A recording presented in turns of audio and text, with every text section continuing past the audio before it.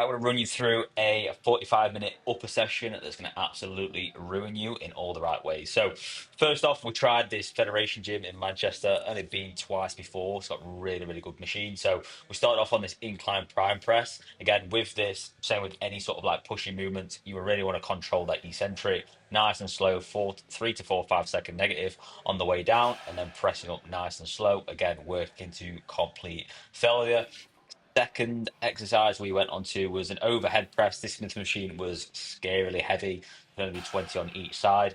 You can do this or you can do standard barbell. I really, really like on the Smith machine, just gives me a lot more stability. I just feel like I can push it a little bit more. Couldn't really today because of how sticky the Smith machine was. All the other machines are perfect. This one was absolutely awful.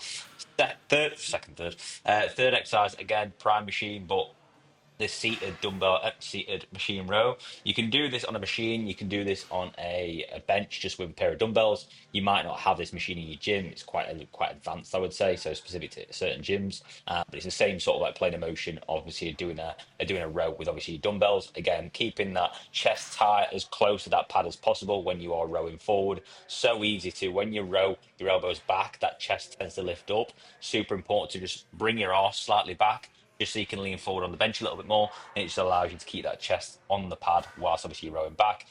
Fourth exercise is side laterals. Again, try and keep it as strict as possible. I did go a little bit heavier on this second set, but again, just make sure there's minimum momentum.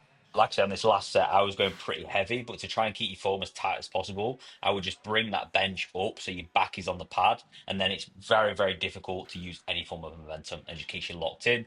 Next exercise, again, so with this workout, like we did a little bit of upper, but predominantly just focus on the arms. So first tricep exercise was tricep crossovers on a cable machine.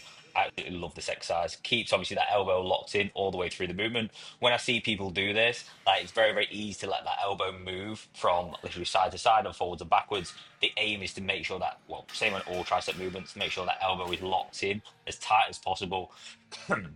Sorry, bring obviously your arms all the way up back to the starting position whilst keeping that elbow tight and then really locking out on the bottom. Again, slow and controlled movement all the way through, not like yanking it from top to bottom. Make sure you're fully isolating that tricep at the bottom and then really, really slow on the way back up to that starting position. You can start to see towards the back end of the set, my form slips slightly, but this is just to make sure that I'm getting every single rep out that I can.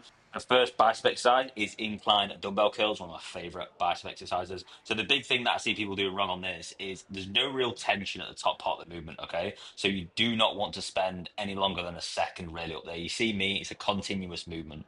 What I see people doing in the gym is they spend a lot of time at the top part of the movement, and because there's no like tension at all, it's just basically a rest, right? Your aim with any movement is to make sure that you're putting as much tension for as long as possible on that particular muscle that you're training, right? Continuous all the way through. Then, by all means, towards the back end of the set, as you'll see in a second, by all means, you can hold it up a little bit just to make sure we're working to complete muscular failure. Yeah, you can hold it at the top part of the movement a little bit, as I am doing here.